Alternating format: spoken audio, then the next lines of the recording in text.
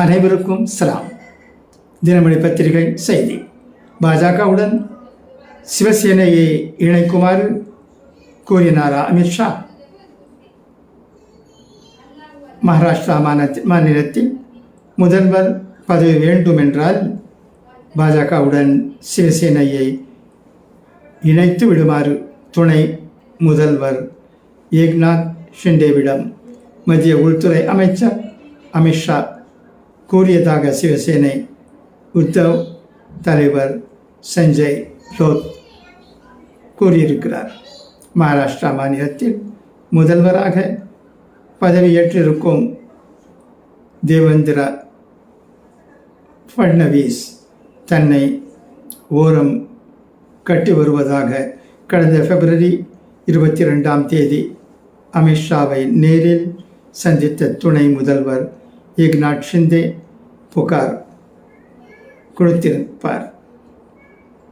அதற்கு அமித்ஷாவோ பாஜகவுடன் சிவசேனையை இணைத்து விடுங்கள், பிறகு முதல்வர் பதவியை கேளுங்கள் என்று கூறியிருப்பதாக சஞ்சய் ராவுத்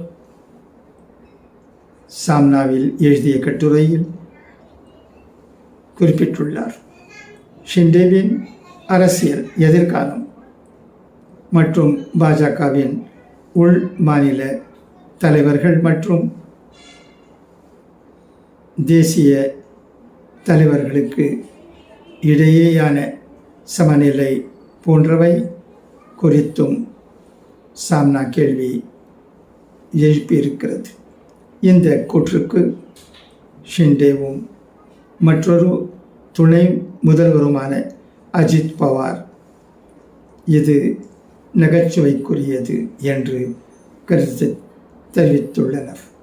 முன்னாள் முதல்வரும் இந்நாள் துணை முதல்வருமான ஷிண்டேவை ஓரம் கட்டும் பணியை ஃபட்னவிஸ் வெளிப்படையாகவே செய்து வருகிறார்.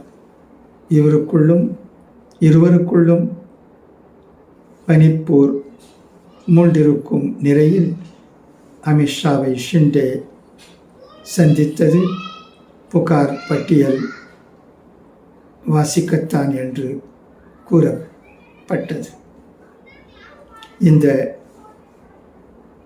சந்திப்பின் போது தன்னை முதல்வராக்குவதாக வாக்குறுதி அளித்துத்தானே கூட்டணி அமைத்தீர்கள் என்று ஷிண்டே கேட்டிருக்கலாம். அதற்கு 132 தொகுதிகளை பாஜக வென்றுவிட்டு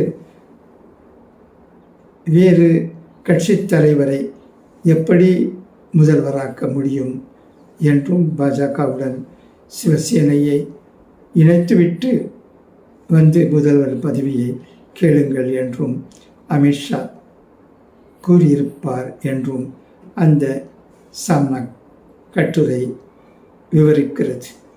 மகாராஷ்டிரத்தில் ஆளும் பாஜக கூட்டணியில் உள்ள சிவசேனை மற்றும் தேசியவாத காங்கிரஸ் முறையே கடந்த 2022 மற்றும் 2023 ஜூலையில் இரு அணிகளாக பிரிந்தது.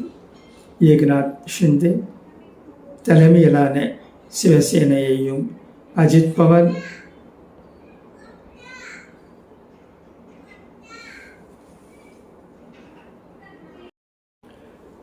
மகாராஷ்டிரத்தில் ஆளும் பாஜக கூட்டணியில் உள்ள சிவசேனை மற்றும் தேசியவாத காங்கிரஸ் முறையை கடந்த 2022 மற்றும் 2023 ஜூலையில் இரு அணிகளாக பிரிந்தன.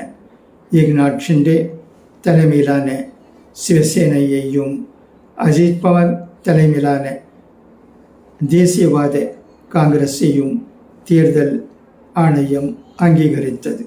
கடந்த ஆண்டு நவம்பரில் நடைபெற்ற தேர்தலில் இவ்விரு கட்சிகளுடன் இணைந்து பாஜக தேர்தலை சந்தித்தது.